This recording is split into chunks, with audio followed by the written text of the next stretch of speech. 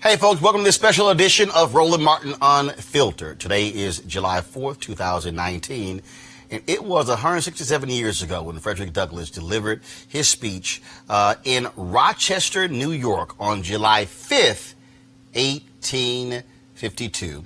And the topic of this speech was, what to the slave is the 4th of July. It is considered one of the greatest speeches of all time, and what we have decided to do is to do a literal reading of the entire speech. Now, I called some friends of mine to help me with this. Among them, Sam Jackson, Laz Alonso, Reverend Frederick Douglass Haynes, Reverend William Barber, and many others. And so, over this couple of hours, you're actually going to hear all of us read this iconic speech from the great Frederick Douglass. All right, so let's go ahead and get things started.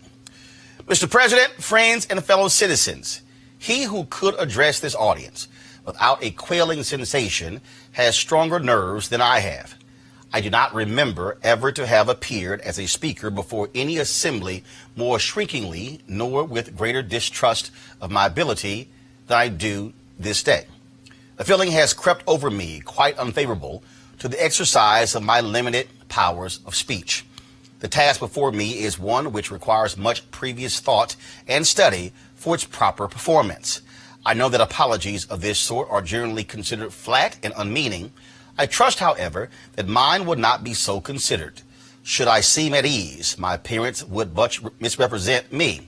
The little experience I have had in addressing public meetings in country schoolhouses avails me nothing on the present occasion. The papers and placards say that I am to deliver a 4th of July oration. This certainly sounds large and out of the common way, for it is true that I have often had the privilege to speak in this beautiful hall and to address many who now honor me with their presence. But neither their familiar faces nor the perfect gauge I think I have of Corinthian Hall seems to free me from embarrassment. The fact is, ladies and gentlemen, the distance between this platform and the slave plantation from which I escaped is considerable. And the difficulties to be overcome in getting from the latter to the former are by no means slight. That I am here today is to me a matter of astonishment as well as of gratitude. You will not, therefore, be surprised if in what I have to say I evince no elaborate preparation nor grace my speech with any high-sounding exordium. With little experience and with less learning, I have been able to throw my thoughts hastily and imperfectly together. And trusting to your patient and generous indulgence, I will proceed to lay them before you. This, for the purpose of this celebration, is the 4th of July. It is the birthday of your national independence and of your political freedom. This to you is what the Passover was to the emancipated people of God. It carries your minds back to the day and to the act of your great deliverance, and to the signs and to the wonders associated with that act and that day. This celebration also marks the beginning of another year of your national life and reminds you that the Republic of America is now 76 years old. I am glad, fellow citizens, that your nation is so young. 76 years, though a good old age for a man, is but a mere speck in the life of a nation.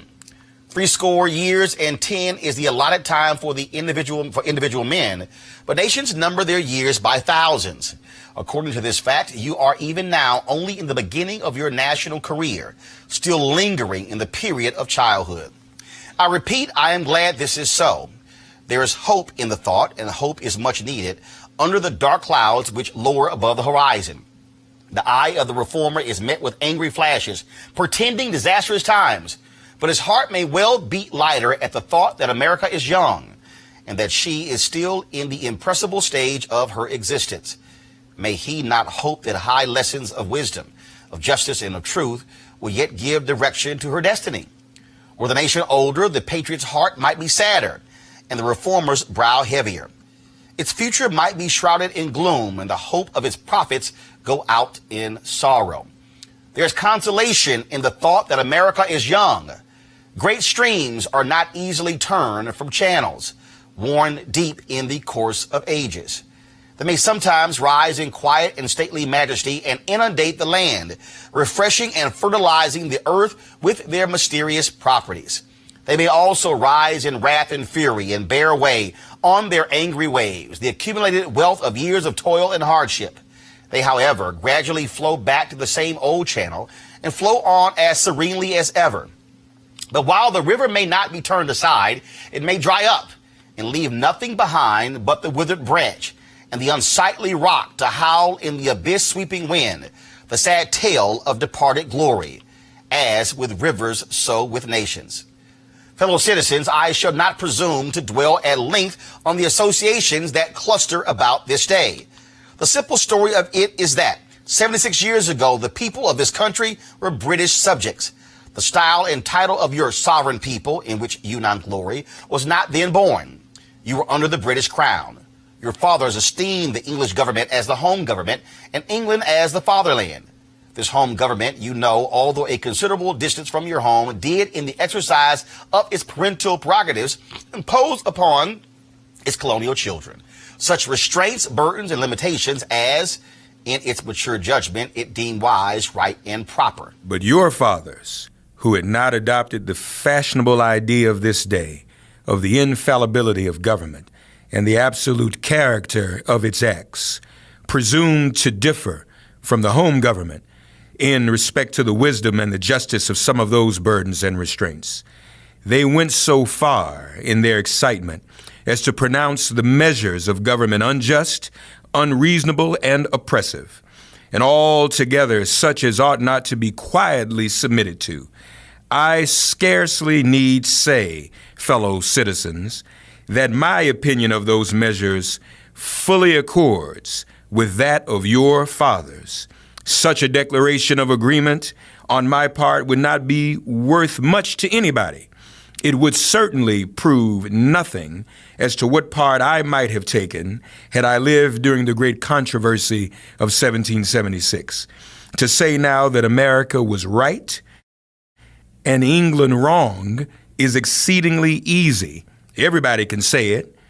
The dastard, not less than a noble brave, can flippantly descant on the tyranny of England towards the American colonies. It is even fashionable to do so.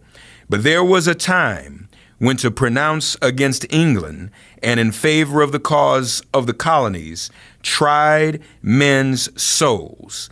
They who did so were accounted in their day plotters of mischief, agitators and rebels, dangerous men, to side with the right against the wrong, with the weak against the strong, and with the oppressed against the oppressor. Here lies the merit, and the one which of all others seems unfashionable in our day. The cause of liberty may be stabbed by the men who glory in the deeds of your fathers.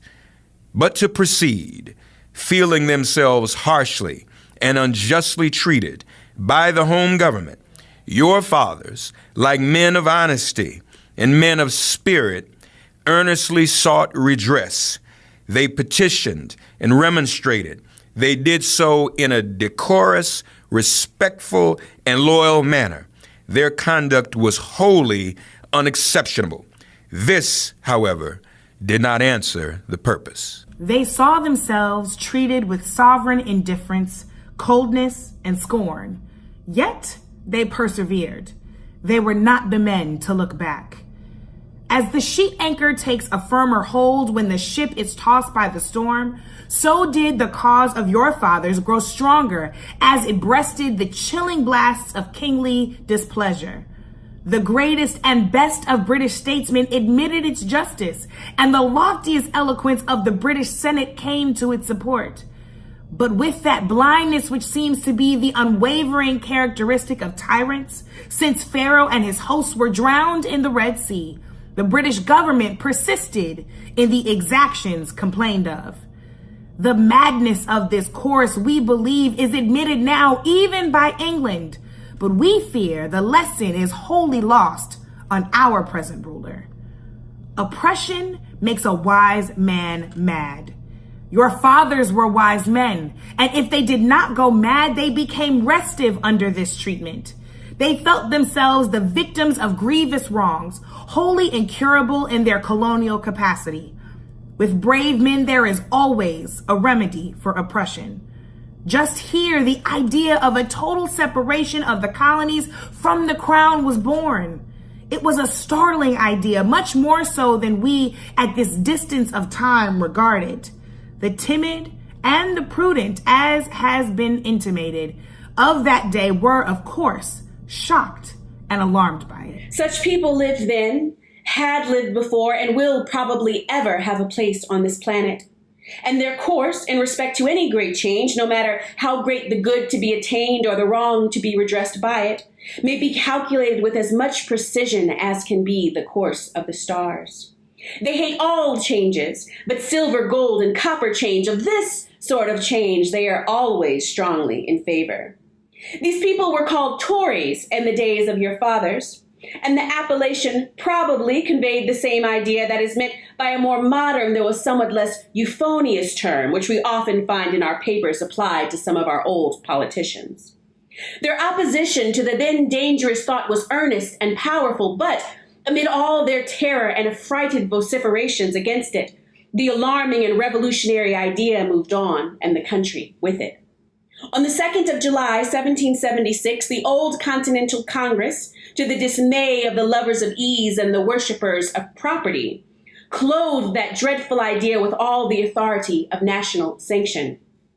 They did so in the form of a resolution, and as we seldom hit upon resolutions drawn up in our day whose transparency is at all equal to this, it may refresh your minds and help my story if I read it.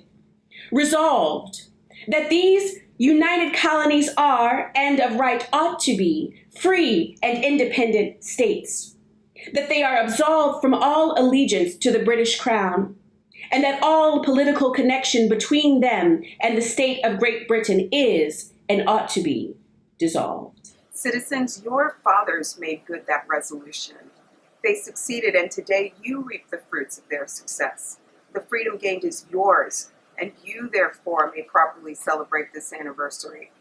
The 4th of July is the first great fact in your nation's history, the very ring bolt in the chain of your yet undeveloped destiny. Pride and patriotism, not less than gratitude, prompt you to celebrate and to hold it in perpetual remembrance. I have said that the Declaration of Independence is the ring bolt to the chair of your nation's destiny, so indeed I regard it.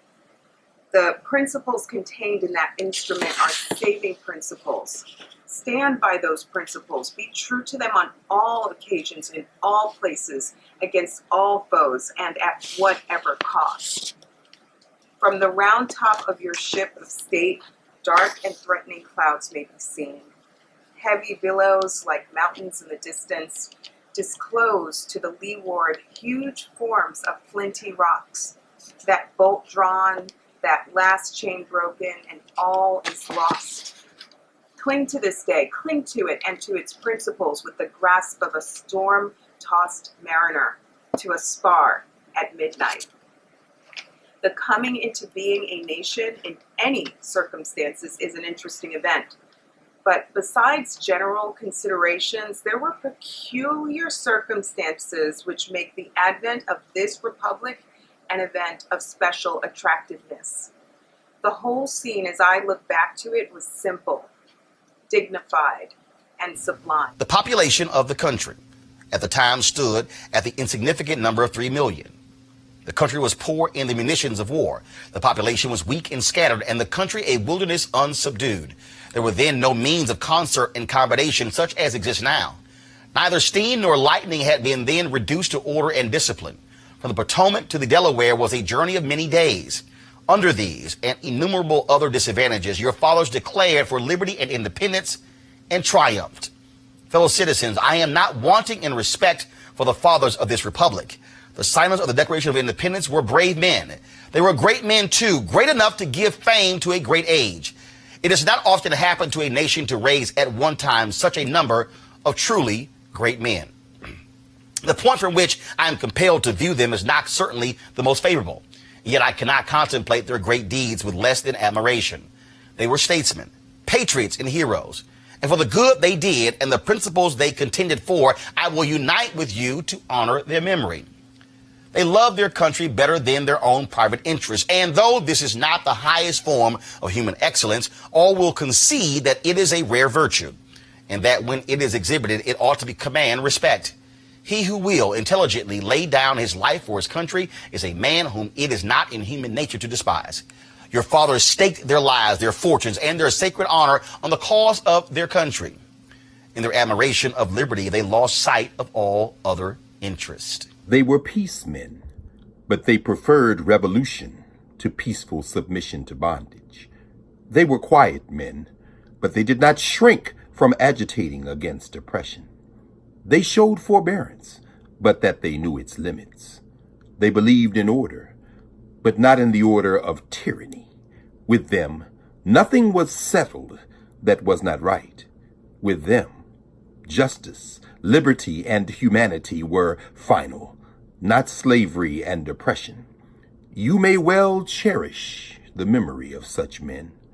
They were great in their day and generation. Their solid manhood stands out the more as we contrast it with these degenerate times. How circumspect, exact, and proportionate were all their movements. How unlike the politicians of an hour.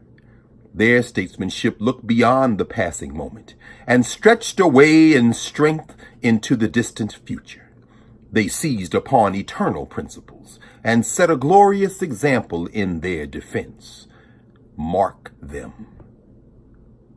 Fully appreciating the hardship to be encountered, firmly believing in the right of their cause, honorably inviting the scrutiny of an onlooking world, reverently appealing to heaven to attest their sincerity, soundly comprehending the solemn responsibility they were about to assume, wisely measuring the terrible odds against them. Your fathers, the fathers of this republic, did, most deliberately, under the inspiration of a glorious patriotism and with a sublime faith in the great principles of justice and freedom, lay deep the cornerstone of the national superstructure, which has risen and still rises in grandeur around you. Of this fundamental work, this day is the anniversary. Our eyes are met with demonstrations of joyous enthusiasm. Banners and pennants wave exultingly on the breeze. The din of business, too, is hushed. Even Mammon seems to have quitted his grasp on this day. The ear-piercing fight and the steering drum unite their accents with the ascending peal of 1,000 church bells. Prayers are made, hymns are sung, and sermons are preached in honor of this day. While the quick martial tramp of a great and multitudinous nation, echoed back by all the hills, valleys, and mountains of a vast continent, bespeak the occasion, one of thrilling and universal interest, a nation's jubilee. Friends and citizens, I need not enter further into the causes which led to this anniversary. Many of you understand them better than I do. You can instruct me in regard to them. That is a branch of knowledge in which you feel perhaps a much deeper interest than your speaker. The causes which led to the separation of the colonies from the British Crown have never lacked for a tongue. They have all been taught in your common schools, narrated at your firesides, unfolded from your pulpits, and thundered from your They have all been taught in your common schools, narrated at your firesides, unfolded from your pulpits, and thundered from your legislative halls, and are as familiar to you as household words. They form the staple of your national poetry and eloquence. I remember also that as a people, Americans are remarkably familiar with all facts which make it in their own favor. This is esteemed by some as a national trait, perhaps a national weakness. It is a fact that whatever makes for the wealth or for the reputation of Americans and can be had cheap will be found by Americans. I shall not be charged with slandering Americans. If I say I think the American side or any question may be safely left in American hands, I leave. Therefore, the great deeds of your fathers to other gentlemen who claim to have been regularly descended will be less likely to be disputed than mine. My business, if I have any here today, is with the present, the accepted time with God, and his cause is the ever-living now. Trust no future, however pleasant. Let the dead past bury its dead. Act in the living present, heart within, and God overhead. We have to do this with the past, only as we can make it useful to the present and to the future, to all inspiring motives, to noble deeds, which can be gained from the past. We are welcome, but now is their time, the important time. Your fathers have lived, died, and have done their work, and have done much of it well. You live and must die, and you must do your work. You have no right to enjoy a child's share in the labor of your fathers, unless your children are to be blessed by your labors. You have no right to wear out and waste the hard-earned fame of your fathers to cover your indolence. Sidney Smith tells us that men seldom eulogize the wisdom and virtue of their fathers, but to excuse some folly or wickedness of their own. The truth is not a doubtful one. There are illustrations of it near and remote, ancient and modern. It was fashionable hundreds of years ago for the children of Jacob to boast, "We have Abraham to our father," when they had long lost Abraham's faith and spirit. The people contented themselves under the shadow of Abraham's great name while they repudiated the deeds which made his name great. Need I remind you that a similar thing is being done all over this country today? Need I tell you that the Jews are not the only people who built the tombs of the prophets and garnished the sepulchres of the righteous? Washington could not die till he had broken the chains of his slaves. Yet his monument is built up by the price of human blood, and the traitors in the bodies and souls of men shout, "We have Washington to our father." Alas, that it should be so, yet so it is. The evil that men do lives after them. The good is oft interred with the evil that men do, lives after them. The good is oft interred with their bones. Fellow citizens, pardon me. Allow me to ask, why am I called upon to speak here today? What have I or those I represent to do with your national independence? Are the great principles of political freedom and of natural justice embodied in that Declaration of Independence extended to us? And am I, therefore, called upon to bring our humble offering to the national altar and to confess the benefits and express devout gratitude for the blessings resulting from your independence to us? Would to God, both for your sakes and ours, that an affirmative answer could be truthfully returned to these questions. Then would my task be light and my burden easy and delightful. For who is there so cold that a nation's sympathy could not warm him? Who so obdurate and dead to the claims of gratitude that would not thankfully acknowledge such priceless benefits? Who so stolid and selfish that would not give his voice to swell the hallelujahs of a nation's jubilee when the chains of servitude had been torn from his limbs? I am not that man. In a case like that, the dumb might eloquently speak and the lame man leap as an art. But such is not the state of the case. I say it with a sad sense of the disparity between us. I am not included within the pale of this glorious anniversary. Your high independence only reveals the immeasurable distance between us. The blessings in which you, this day, rejoice are not enjoyed in common. The rich inheritance of justice, liberty, prosperity, and independence bequeathed by your fathers is shared by you, not by me. The sunlight that brought life and healing to you has brought stripes and death to me.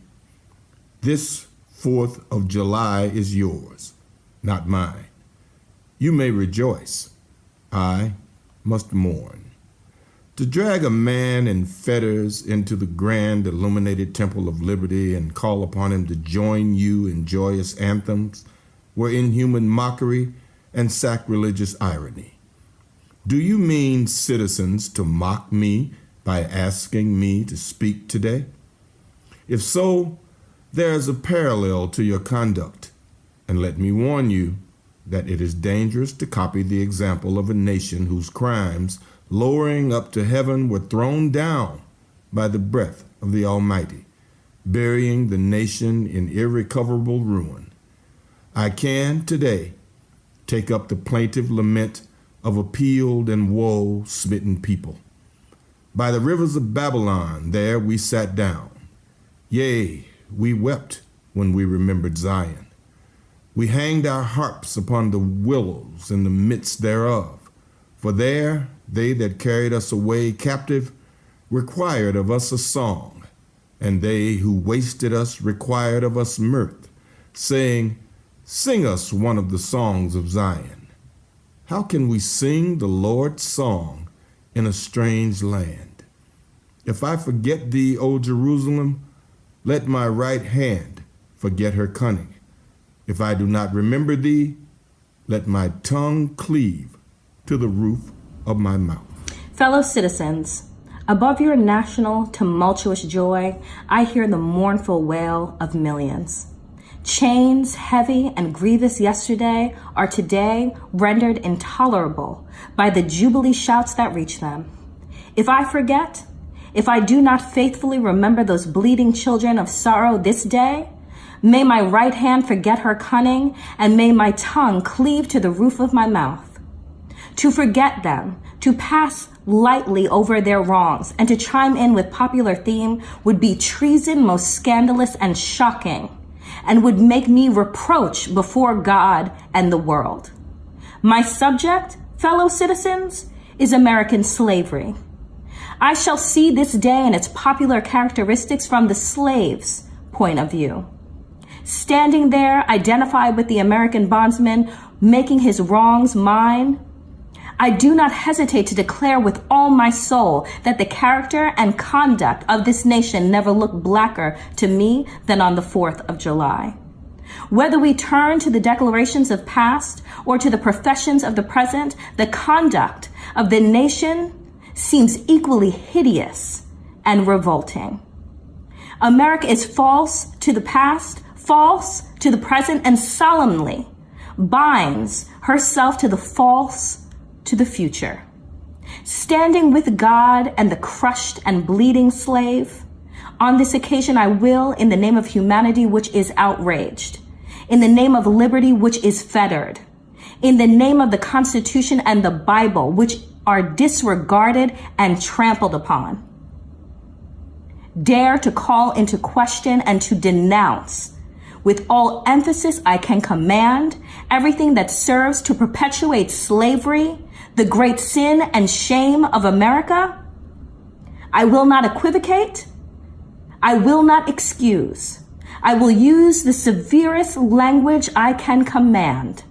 And yet not one word shall escape me that any man whose judgment is not blinded by prejudice or who is not at heart a slaveholder shall not confess to be right and just. But fancy I hear some one of my audience say, it is just in this circumstance that you and your brother abolitionists fail to make the favorable impression on the public mind. Would you argue more and denounce less? Would you persuade more and rebuke less? Your cause would be much more likely to succeed. But, I submit, where all is plain, there is nothing to be argued. What point in the anti-slavery creed would you have me argue? On what branch of the subject do the people of this country need light? Must I undertake to prove that the slave is a man? That point is conceded already. Nobody doubts it. The slaveholders themselves acknowledge it in their enactment of laws for their government. They acknowledge it when they punish the disobedience on the part of the slave. There are 72 crimes in the state of Virginia which, if committed by a black man, no matter how ignorant he be, subject him to the punishment of death, while only 2 of the same crimes will subject a white man to the like punishment. What is this but the acknowledgement that the slave is a moral and intellectual and responsible being? The manhood of the slave is conceded. It is admitted in the fact that Southern statute books are covered with enactments forbidding, under severe fines and penalties, the teaching of the slave to read and write. When you can point to any such laws in reference to the beasts of the field, then I may consent to argue the manhood of the slave. When the dogs in your streets, when the fowls in the air, when the cattle on your hills, when the fish of the sea, and the reptiles that crawl, shall be unable to distinguish the slave from a brute, then will I argue with you that the slave is a man. For the present, it is enough to affirm the equal manhood of the Negro. Is it not astonishing that while we are plowing and planting and reaping, using all kinds of mechanical tools, erecting houses, constructing bridges, and building ships, working in metals of brass and iron and copper and silver and gold, that while we are reading, writing, and ciphering, acting as clerks, merchants, and secretaries, having among us lawyers, doctors, ministers, poets, authors, editors, orators, and teachers, that while we are engaged in all manner of enterprise common to other men, digging gold in California, capturing the whale in the Pacific, feeding sheep and cattle on the hillside, living, moving, acting, thinking, planning, living in families as husbands, wives, and children, and above all confessing and worshiping the Christian's God, and looking hopefully for life and immortality beyond the grave, we're called upon to prove that we're men. Would you have me argue that man is entitled to liberty, that he is the rightful owner of his own body? You've already declared it. Must I argue the wrongfulness of slavery? Is that a question for Republicans? Is it to be settled by the rules of logic and augmentation as a matter beset with great difficulty, involving a doubtful application of the principle of justice so hard to be understood? How should I look today in the presence of Americans dividing and subdividing a discourse to show that men have a natural right to freedom? Speaking of it relatively, positively, negatively, and affirmatively, to do so would make myself look ridiculous and offer an insult to your understanding. There is not a man beneath the canopy of heaven that does not know that slavery is not for him. What? Am I to argue that it's wrong to make men brutes, to rob them of their liberty, to work them without wages, to keep them ignorant of their relations to other men, to beat them with sticks, to flay their flesh with the lash, to load their limbs with irons, to hunt them with dogs, sell them at auction, to sunder their families, to knock out their teeth, to burn their flesh, to starve them into obedience and submission to their masters? Must I argue that a system thus marked with blood and stained with pollution is wrong? No, I will not.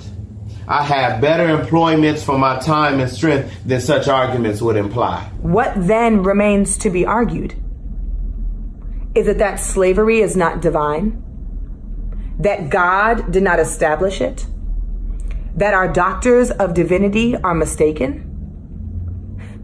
There is blasphemy in the thought. That which is inhumane cannot be divine. Who can reason on such a proposition? That they can. May I cannot. The time for such an argument is past. At a time like this, scorching irony, not convincing argument, is needed. Oh, had I the ability and I could reach the nation's ear, I would today pour out a fiery stream of biting ridicule, blasting reproach, withering sarcasm, and stern rebuke. For it is not the light that is needed, but fire. It is not the gentle shower, but thunder. We need the storm, the whirlwind, and the earthquake. The feeling of the nation must be quickened, and the conscience of the nation must be aroused. The propriety of the nation must be startled, and the hypocrisy of the nation must be exposed, and its crimes against God and human must be proclaimed and denounced. What to the American slave is your 4th of July? I answer, a day that reveals to him and her more than all the other days in the year a gross injustice and cruelty to which he and she is the constant victim. To him and her, your celebration is a sham. You're boasting liberty an unholy license. Your national greatness, a swelling vanity. Your sounds of rejoicing are empty and heartless, and your denunciation of tyrants, brass-fronted impudence. Your shouts of liberty and equality, hollow mockery. Your prayers and hymns, your sermons and thanksgivings, with all of your religious parade. The solemnity are to him and her mere bombast, fraud, depiction, and hypocrisy. A thin veil to cover up the crimes which should disgrace a nation of savages. There is not a nation on this earth more guilty of practices more shocking and bloody than are the people of these United States at this very hour. Go where you may, search where you will. Roam through all the monarchies and despotisms of the old world. Travel through South America, search out every abuse. And when you have found the last, lay your facts by the side of everyday practices of this nation, and you will say with me that for revolting barbarity and shameless hypocrisy, America reigns without a rival. Take the American slave trade, which we are told by the papers is especially prosperous just now. Ex-Senator Benton tells us that the price of men has never been higher than now. He mentions the fact to show that slavery is in no danger. This trade is one of the peculiarities of American institutions. It is carried out in all the large towns and cities in one half of this Confederacy, and millions are pocketed every year by dealers in this horrid traffic. In several states, this trade is a chief source of wealth. It is called, in contradistinction to the foreign slave trade, the internal slave trade. It is probably called so, too, in order to divert from its horror with which the foreign slave trade is contemplated. That trade has long since been denounced by this government as piracy. It has been denounced with burning words from the high places of the nation as an execrable traffic. To arrest it, to put an end to it, this nation keeps a squadron at immense cost on the coast of Africa. Everywhere in this country, it is safe to speak of this foreign slave trade as a most inhuman traffic, opposed alike to the laws of God and of man.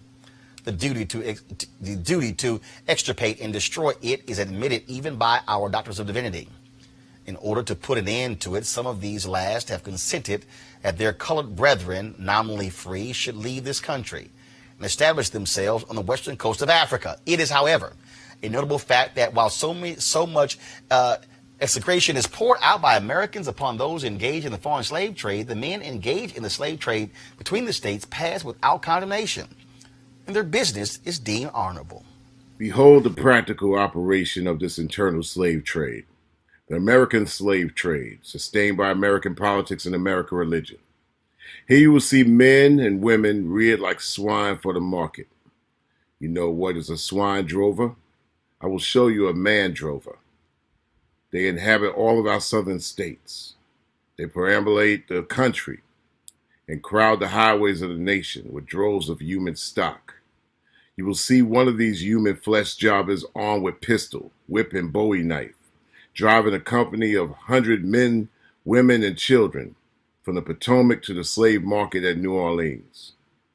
These wretched people are to be sold singly or in lots to suit purchasers. They are food for the cotton field and the deadly sugar mill.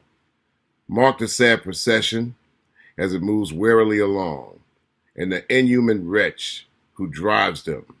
Hear his savage yells and his blood-chilling oaths as he hurries onto his affrighted captives. There, see the old man, with locks thinned and gray. Cast one glance, if you please, upon that young brother, whose shoulders are bare to the scorching sun, her briny tears falling on the brow of the babe in her arms.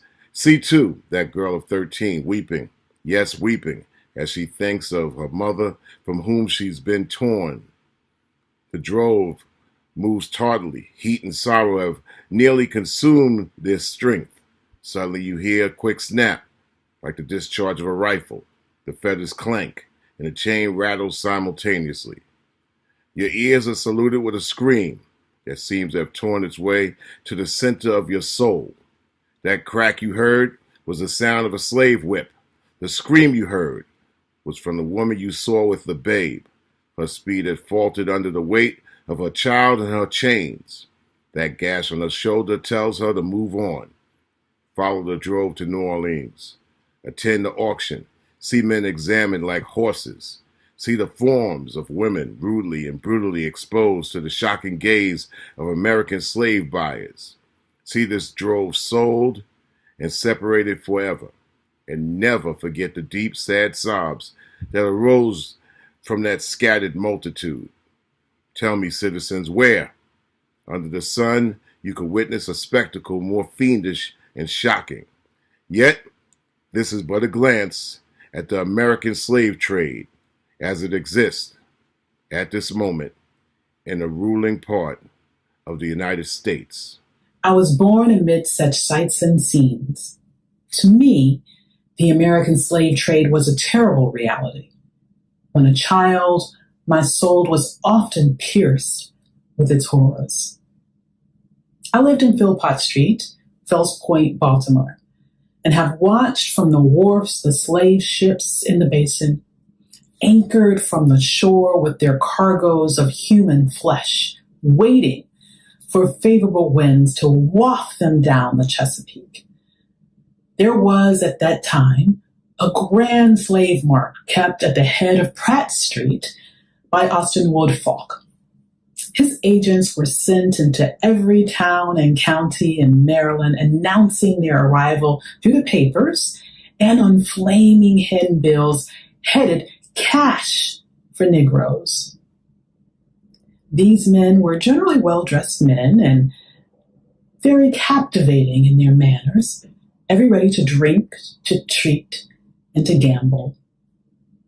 The fate of many a slave has depended upon the turn of a single card, and many a child has been snatched from the arms of its mother by bargains arranged in a state of brutal drunkenness.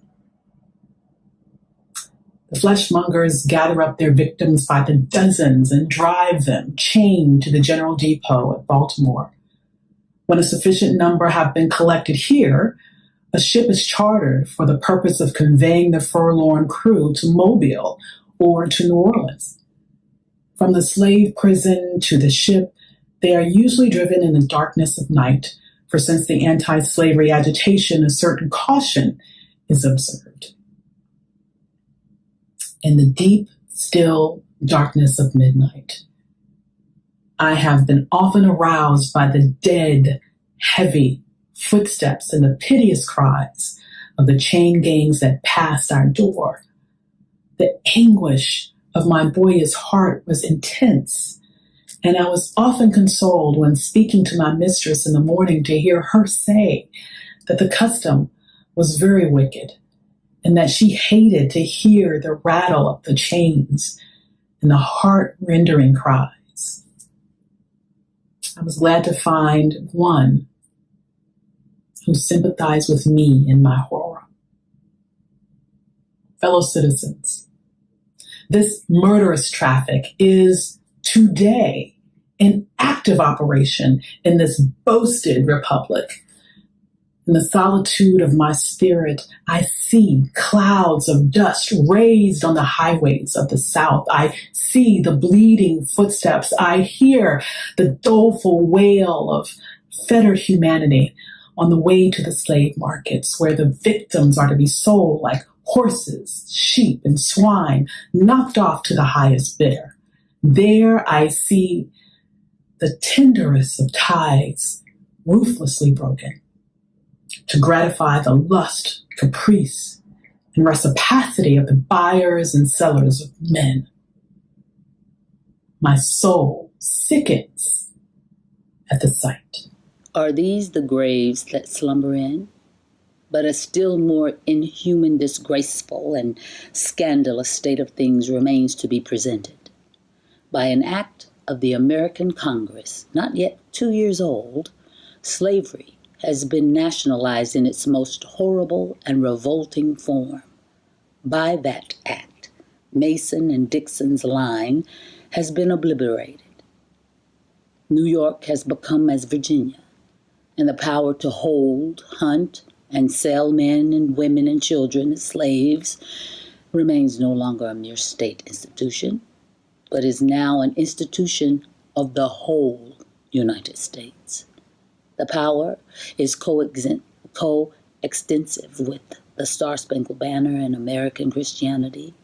Where these go, may also go the merciless slave hunter. Where these are, man is not sacred. He is a bird for the sportsman's gun. By that most foul and fiendish of all human degrees, the liberty and person of every man are put in peril. Your broad Republican domain is hunting ground for men, not for thieves and robbers, enemies of society merely, but for men guilty of no crime.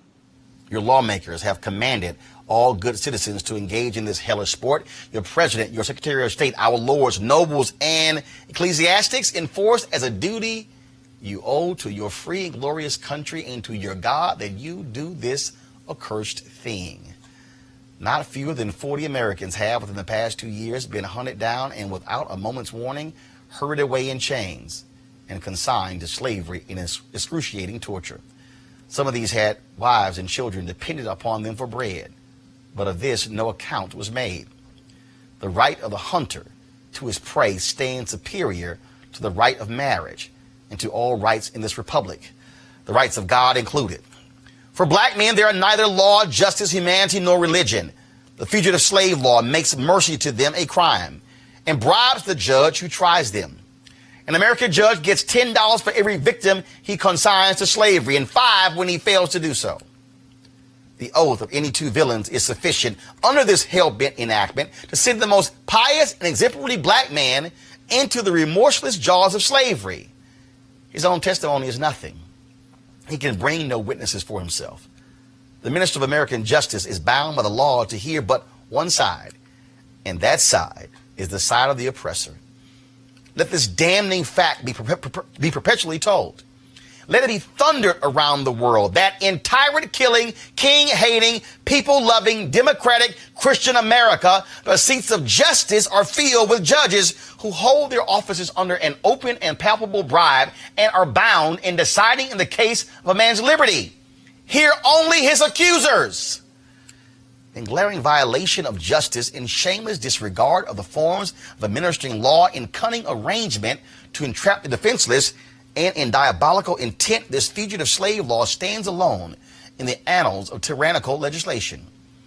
I doubt if there be another nation on the globe having the brass and the baseness to put such a law on the statute book. If any man in this assembly thinks differently from me in this matter and feels able to disprove my statements, I will gladly confront him at any suitable time and place he may select. I take this law to be one of the grossest infringements of Christian liberty. And if the churches and ministers of our country were not stupidly blind or most wickedly indifferent, they too would so regard it. at the very moment that they are thanking God for the enjoyment of civil and religious liberty, and for the right to worship God according to the dictates of their own consciences, they are utterly silent in respect to a law which robs religion of its chief significance and makes it utterly worthless to a world lying in wickedness. Did this law concern the mint, anise, and cumin, abridge the right to sing psalms, to partake of the sacrament, or to engage in any of the ceremonies of religion, it would be smitten by the thunder of 1,000 pulpits. A general shout would go up from the church demanding repeal, repeal, instant repeal.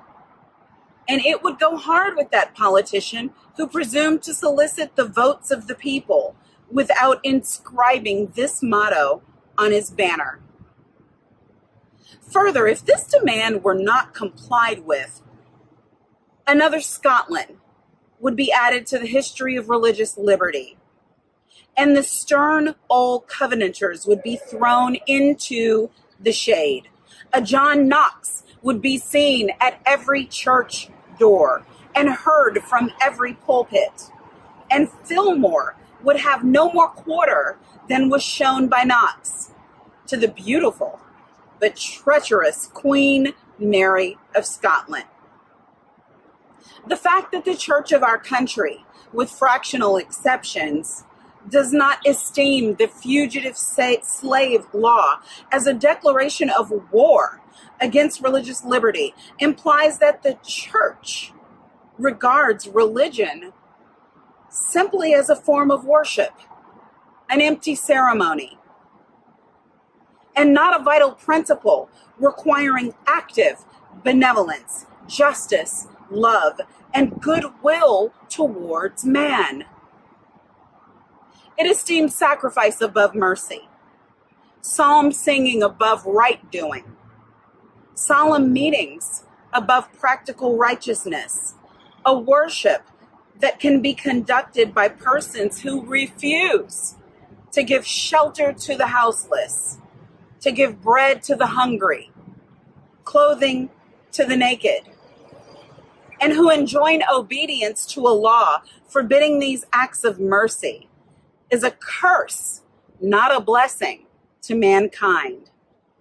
The Bible addresses all such persons as scribes, Pharisees, hypocrites, who pay tithe of mint, anise, and cumin, and have omitted the weightier matters of the law, judgment, mercy, and faith. But the church of this country is not only indifferent to the wrongs of the slave, it actually takes sides with the oppressors. It has made itself the bulwark of American slavery and the shield of American slave hunters. Many of its eloquent divines, who stand as the very lights of the church, have shamelessly given the sanction of religion and the Bible to the whole slave system. They have taught that man may properly be a slave, that the relation of master and slave is ordained by God, that to send back an escaped bondman to his master is clearly the duty of all the followers of the Lord Jesus Christ. And this horrible blasphemy is palmed off upon the world for Christianity. Welcome infidelity, welcome atheism, welcome anything in preference to the gospel is preached by those divines. They convert the very name of religion into an engine of tyranny and barbarous cruelty, and serve to confirm more infidels in this age than all the infidel writings of Thomas Paine, Voltaire, and Bolingbroke put together have done. These ministers make religion a cold and flinty-hearted thing, having neither principles of right action nor bowels of compassion. They strip the love of God of its beauty and leave the throng of religion a huge, horrible, repulsive form. It is a religion for oppressors, tyrants, man-stealers, and thugs. It is not that pure and undefiled religion which is from above, and which is first pure, then peaceable, easy to be entreated, full of mercy and good fruits, without partiality and without hypocrisy, but a religion which favors the rich against the poor, which exalts the proud above the humble, which divides mankind into two classes, tyrants and slaves, which says to the man in chains, stay there, and to the oppressor, oppress on. It is a religion which may be professed and enjoyed by all the robbers and enslavers of mankind. It makes God a respecter of persons, denies the fatherhood of the race, and tramples in the dust the great truth of the brotherhood of man. All this we affirm to be true of the popular church and the popular worship of our land and nation, a religion, a church, and a worship which, on the authority of inspired wisdom, we pronounce to be an abomination in the sight of God. In the language of Isaiah, the American church might be well addressed. Bring no more vain ablations. Incense is an abomination unto me. The new moons and Sabbaths, the calling of assemblies, I cannot away with. It is iniquity, even the solemn meeting. Your new moons and your appointed feast, my soul hateth. They are a trouble to me. I am weary to bear them. And when ye spread forth your hands, I will hide mine eyes from you. Yea, when you make many prayers, I will not hear. Your hands are full of blood. Cease to do evil. Learn to do well. Seek judgment. Relieve the oppressed. Judge for the fatherless. Plead for the widow. The American church is guilty when viewed in connection with what it is doing to uphold slavery. But it is superlatively guilty when viewed in connection with its ability to abolish slavery. The sin of which it is guilty is one of omission as well as commission.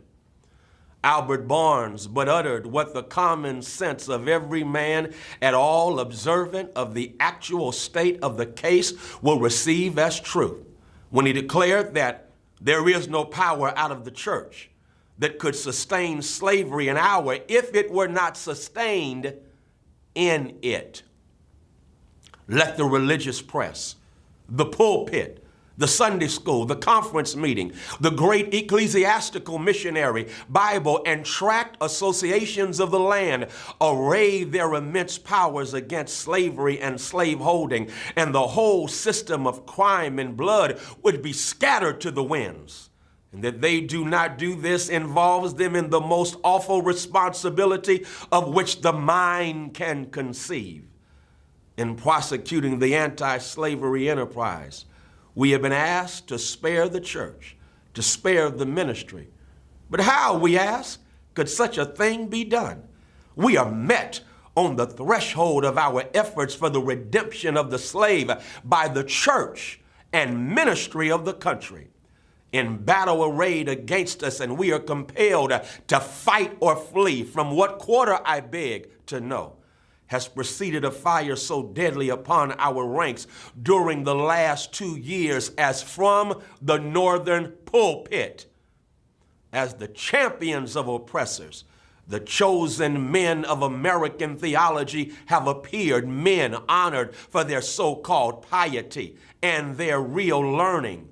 The Lords of Buffalo, the Springs of New York, the Lathrops of Auburn, the Coxes and Spencers of Brooklyn, the Ganetts and Sharps of Boston, the Deweys of Washington, and other great religious lights of the land have, in utter denial of the authority of him by whom they profess to be called to the ministry, deliberately taught us against the example or of the Hebrews and against the remonstrance of the apostles. They teach that we ought to obey man's law before the law of God.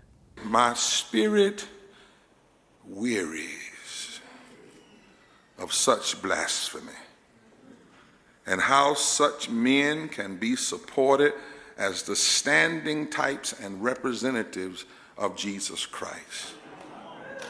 And I want folk to understand who listen to this, the audience he was speaking to was primarily white. White people who are part of the abolition movement, whose spirits also wearied. He said they call themselves representative of Jesus Christ. How they do that is a mystery, which I leave others to penetrate. In speaking of the American church, however, let it be distinctly understood that I mean the great mass of religious organizations of our land.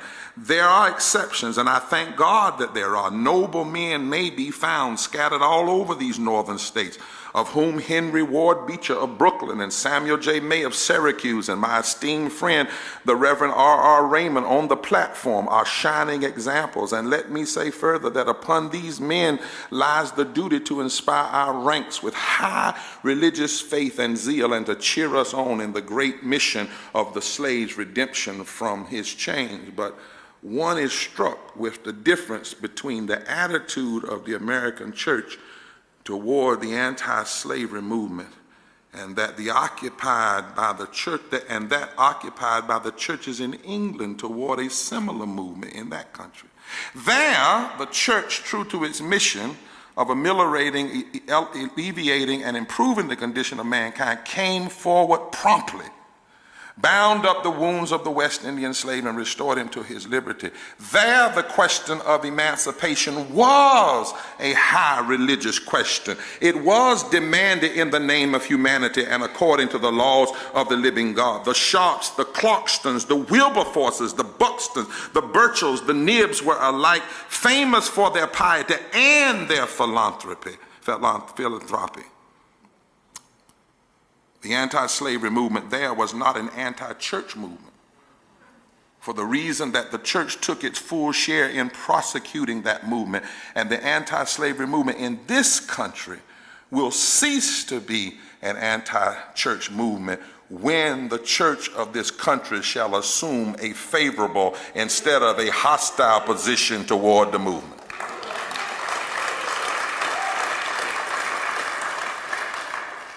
Americans, he said, your Republican politics, not less than your Republican religion, are flagrantly inconsistent. You boast of your love of liberty, your superior civilization, and your pure Christianity, while the whole political power of the nation is solemnly pledged to support and perpetrate the enslavement of 3 million of your countrymen. You hurl your anathemas at the crown-headed tyrants of Russia and Austria and pride yourselves in the democratic institution, while you yourselves consent to be mere tools and bodyguards of the tyrants of Virginia and Carolina. You invite to your shores fugitives of oppression from abroad, honor them with banquets, greet them with ovations, cheer them, toast them, salute them, protect them, and pour out your money to them like water. But the fugitives of your own land you advertise, hunt, arrest, shoot, and kill. You glory in your refinement and your universal education, and yet you maintain a system as barbarous and dreadful as ever stained the character of a nation. You shed tears over fallen hungry and make the sad stories of her wrong the theme of your poets and statesmen and orators, till your gallant sons are ready to fly to arms to vindicate her cause against her oppressors. But in regard to the tens of thousands of wrongs of the American slave, you would enforce the strictest silence. You're all on fire at the mention of liberty for France or Ireland, but you're as cold as an iceberg at the thought of liberty for the enslaved of America. You declare before the world and are understood by the world to declare that you hold these truths to be self-evident, that all men are created equal and endowed by their Creator with certain inalienable rights, and that among these are life, liberty, and the pursuit of happiness. And yet you hold securely in a bondage which, according to your own Thomas Jefferson, is worse than the ages of that which your fathers rose in rebellion to oppose. A seventh part of the inhabitants of your country. Fellow citizens, I will not enlarge further on your national inconsistencies. The existence of slavery in this country brands your republicanism as a sham, your humanity as a base pretense, and your Christianity as a lie. It destroys your moral power abroad. It corrupts your politicians at home. It saps the foundation of religion. It makes your name a hissing and a byword to a mocking earth. It is the antagonistic force in your government, the only thing that seriously disturbs and endangers your union. It fetters your progress. It is the enemy of improvement, the deadly foe of education. It fosters pride. It breeds insolence. It promotes vice. It is a curse to the earth that supports it, and yet you cling to it as if it were the sheet anchor of all your hopes. Oh, be warned. Be warned. A horrible reptile is coiled up in your nation's bosom. The venomous creature is nursing at the tender breast of your youthful republic. For the love of God, tear away and fling from you this hideous monster, and let the weight of 20 millions crush and destroy it forever. But it is answered in reply to all this, that precisely what I have now denounced is in fact guaranteed and sanctioned by the Constitution of the United States. That the right to hold and to hunt slaves is a part of that Constitution, framed by the illustrious fathers of this republic. Then I dare to affirm, notwithstanding all I have said before, your fathers stooped, basely stooped, to palter with us in a double sense, and keep the word of promise to the ear, but break it to the heart. And instead of being the honest men I have before declared them to be, they were the veriest impostors that ever practiced on mankind. This is the inevitable conclusion, and from it there is no escape. But I differ from those who charge this baseness on the framers of the Constitution of the United States. It is a slander upon their memory, at least so I believe. There is not time now to argue the constitutional question at length, nor have I the ability to discuss it as it ought to be discussed. The subject has been handled with masterly power by Lysander Spooner, Esquire, by William Goodell, by Samuel E. Sewell, Esquire, and last, though not least, by Gerrit Smith, Esquire. These gentlemen have, as I think, fully and clearly vindicated the Constitution from any design to support slavery for an hour. Fellow citizens, there is no matter in respect to which the people of the North have allowed themselves to be so ruinously imposed upon as that of the pro-slavery character of the Constitution. In that instrument, I hold there is neither warrant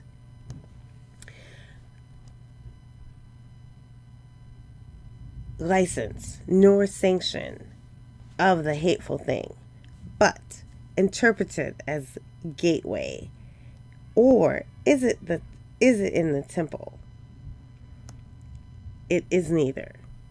While I do not intend to argue this question on the present occasion, let me ask, if it be not somewhat singular that, if the Constitution were intended to be, by its framers and adopters, a slaveholding instrument, why neither slavery, slaveholding, nor slave can it ought to be interpreted?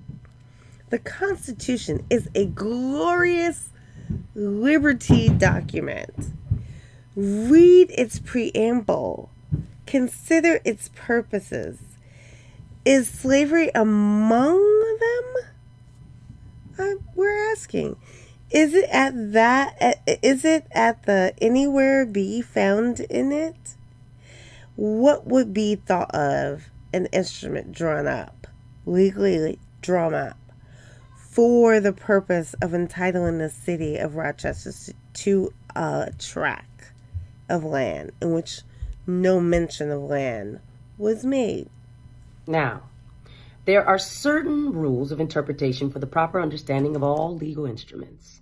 These rules are well established. They are plain, common sense rules such as you and I and all of us can understand and apply without having passed years in the study of law. I scout the idea that the question of the constitutionality or unconstitutionality of slavery is not a question for the people. I hold that every American citizen has the right to form an opinion of the Constitution and to propagate that opinion and to use all honorable means to make his opinion the prevailing one. Without this right, the liberty of an American citizen would be as insecure as that of a Frenchman. Ex-Vice President Dallas tells us that the Constitution is an object to which no American mind can be too attentive and no American heart too devoted. He further says the Constitution, in its words, is plain and intelligible and is meant for the homebred, unsophisticated understandings of our fellow citizens. Senator Berrien tells us that the Constitution is the fundamental law that which controls all others, the charter of our liberties, which every citizen has a personal interest in understanding thoroughly. The testimony of Senator Bree, Louis Caz, and many others that might be named, who are everywhere esteemed as sound lawyers, so regard the Constitution. I take it, therefore, that it is not presumption in a private citizen to form an opinion of that instrument. Now, take the Constitution according to its plain reading, and I defy the presentation of a single pro-slavery clause in it. On the other hand, it will be found to contain principles and purposes entirely hostile to the existence of slavery. I have detained my audience entirely too long already. At some future period, I will gladly avail myself of an opportunity to give this subject a full and fair discussion. Allow me to say in conclusion, notwithstanding the dark picture I have this day presented of the state of the nation, I do not despair of this country. There are forces in operation which must inevitably work the downfall of slavery. The arm of the Lord is not shortened, and the doom of slavery is certain. I, therefore, leave off where I began with hope, while drawing encouragement from the Declaration of Independence, the great principles it contains, and the genius of American institutions. My spirit is also cheered by the obvious tendencies of the age. Nations do not now stand in the same relation to each other as they did ages ago. No nation can now shut itself up from the surrounding world and trot round in the same old path of its fathers without interference. The time was when such could be done. Long-established customs of hurtful character could formally fence themselves in and do their evil work with social impunity. Knowledge was then confined and enjoyed by the privileged few, and the multitude walked on in mental darkness. But a change has now come over the affairs of mankind. Walled cities and empires have become unfashionable. The arm of commerce has borne away the gates of the strong city. Intelligence is penetrating the darkest corners of the globe.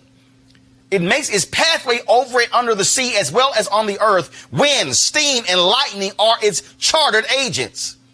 Oceans no longer divide but link nations together. From Boston to London is now a holiday excursion. Space is comparatively annihilated. Thoughts expressed on one side of the Atlantic are distinctly heard on the other. The far-off and almost fabulous Pacific rose in grandeur at our feet. The celestial empire, the mystery of ages, is being solved. The fiat of the Almighty, let there be light, has not yet spent its force.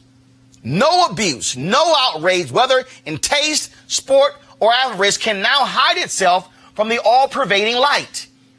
The iron shoe and crippled foot of China must be seen in contrast with nature.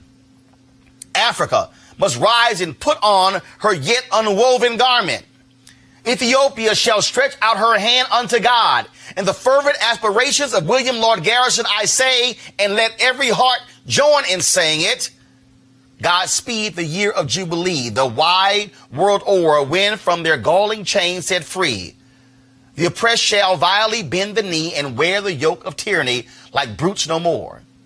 That year will come and freedom's reign to man his plundered fights again restore. God speed the day when human blood shall cease to flow. In every clime be understood the claims of human brotherhood, and each return for evil good, not blow for blow. That day will come, all feuds to end, and change into a faithful friend each foe.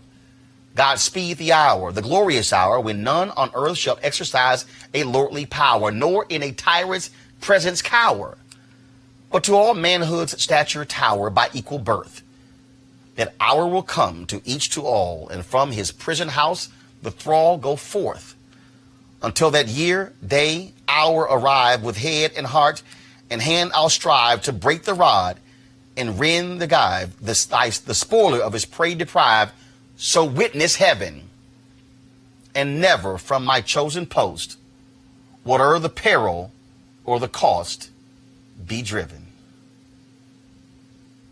That, folks, was a speech Frederick Douglass delivered in Rochester, New York on July 5th, 1852, talking about what does the 4th of July mean to the slave. We wanted you to hear all of that because it puts in the proper context not only the state of America in 1852, but the state of America in 2019. So while others go with Trump on in front of the Lincoln Memorial, and he gives his speech and throws his party, and the tanks are there and fireworks go off, let us remind him, let's remind Republicans, remind Democrats, remind America, remind Fox News and CNN and MSNBC and ABC and NBC and CBS, remind Wall Street to Main Street to MLK Street, remind this nation that it is not a perfect union, that it still has not fully granted freedom to the former slaves, the ancestors of those who were enslaved, those who built this country. We certainly hope you enjoyed this presentation of Frederick Douglass's speech. Be sure to support Roland Martin Unfiltered by going to RolandMartinUnfiltered.com and support our Bring the Funk fan club. Every dollar you give goes to support this show to make this happen. Nobody else would do something like this on this day. And that's why having this show, black owned, black controlled, controlling our narrative, is so important. I'm Roland Martin. Have a great day. Holla! Folks, Black Star Network is here. Hold no punches! I'm real revolutionary right now. Support this man, Black Media. He makes sure that our stories are told. Thank you for being the voice of Black America, Roland. Stay black. I love y'all. All momentum we have now, we have to keep this going. The video looks phenomenal. See, this difference between Black Star Network and black-owned media and something like CNN. You can't be black-owned media and be scared. It's time to be smart. Bring your eyeballs home. You dig?